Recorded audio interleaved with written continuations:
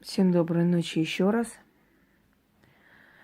Дорогие друзья, я хочу подарить вам ритуал, который корнями уходит в средневековую Византию.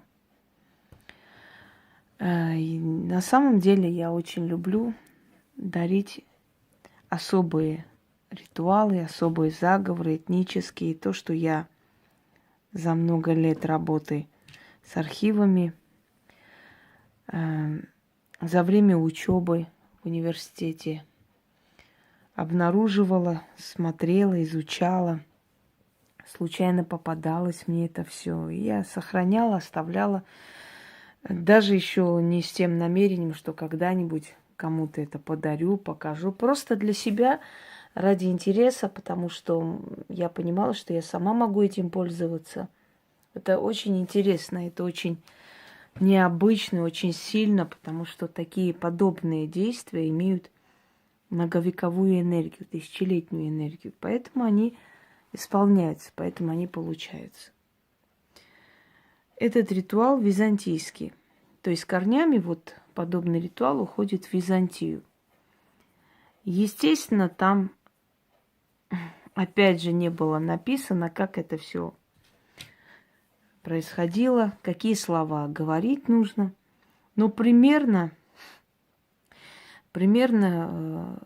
я поняла, что там должно было быть, потому что там было полное описание, как это делалось, а остальное уже, знаете, дело интеллекта. Если человек умен, если человек эрудирован, начитан, он обязательно поймет, он сам придет к выводу, что должно было быть, что можно в такой ситуации было бы сказать и прочее. И знаете, получается очень даже неплохо. Называется это «Записки к судьбе». А если по-другому, то византийский ритуал на желание. Поскольку в те древние времена бумага была редкостью, писали в основном на коже животных, а именно телят, потому что у телят более такая мягкая кожа. И для того, чтобы написать одну книгу, нужно было целое стадо телят перерезать, снять с них шкуру. То есть это было далеко не дешевое удовольствие. Поэтому понятное дело, что крестьяне не могли себе это позволить. Поэтому они писали на коре дерева, они писали на камнях.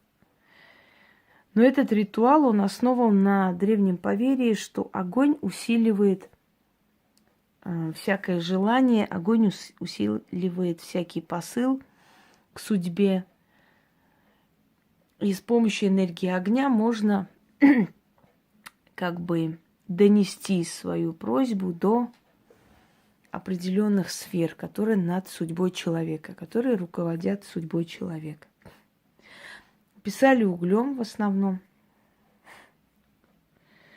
на коре дерева или на маленьких дощечках, на каких-нибудь, на деревяшках маленьких и сжигали, сказав свою просьбу. После того, как это действие было сделано, пепел либо бросали в реку, чтобы река уносила, поскольку река – это символ движения и жизни, да, судьбы. Либо бросали с окна или с балкона. Делалось это в ночное время, точнее в сумерки, когда было темно.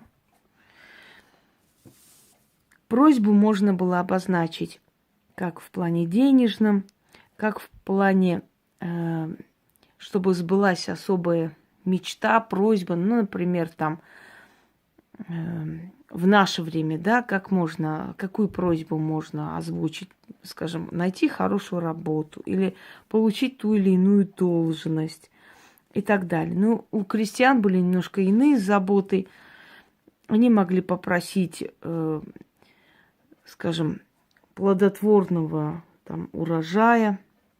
Они могли попросить, чтобы их животные рожали там более здоровое потомство, чтобы их имущество приумножалось.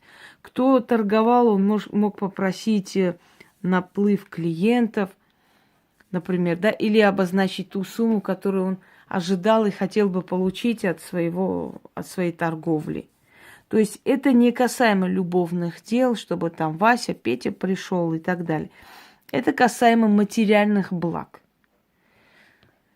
Писали эту просьбу, сжигали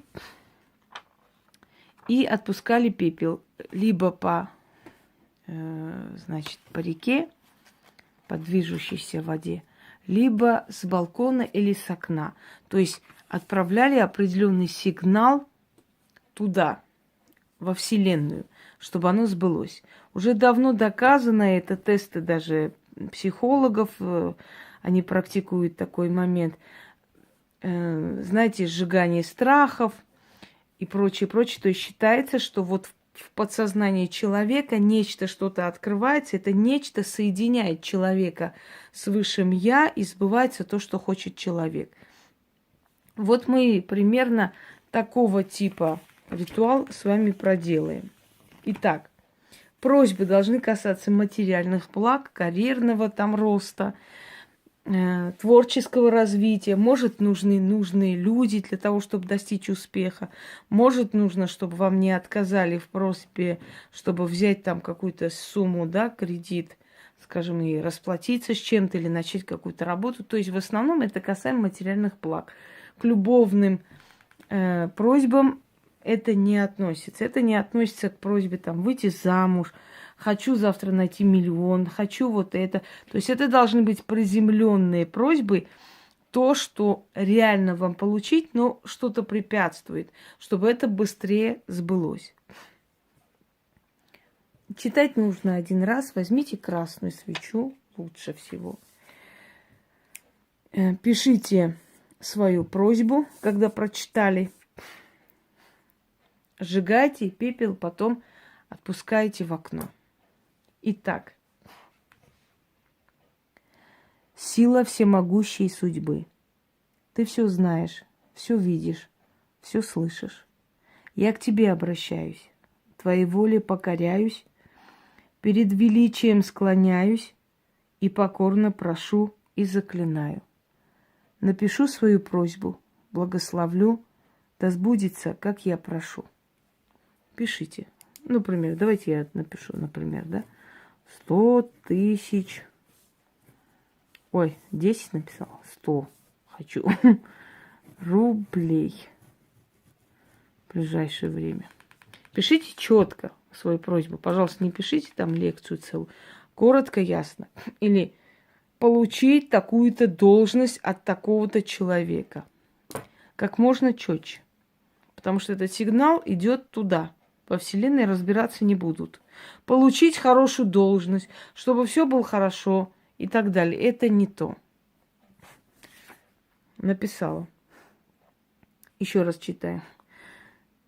Сила всемогущей судьбы. Ты все знаешь, все видишь, все слышишь. Я к тебе обращаюсь, твоей воле покоряюсь. Перед величием склоняюсь и покорно прошу и заклинаю. Напишу свою просьбу, благословлю, да сбудется, как я прошу. Написали. Далее. Жаром огня силу придам, через огонь миру отдам. Во 100 крат усилю слова, и пеплом донесу до врат вселенских. Сожгли. До трона судьбы дойдут и сбудутся. Мое слово верное, мое дело правое, да будет так, и так будет. Заклято. Отпуская пепел, нужно говорить. Дойди туда, куда отправила, дай мне то, что попросила. Заклинаю. И отпустить. И за короткое время ваша просьба сбудется. Потому что для Вселенной, и тем более для судьбы, нет ничего невозможного. А теперь я свое желание отпущу. Мне даже интересно, за сколько дней это мне придет. Всем удачи.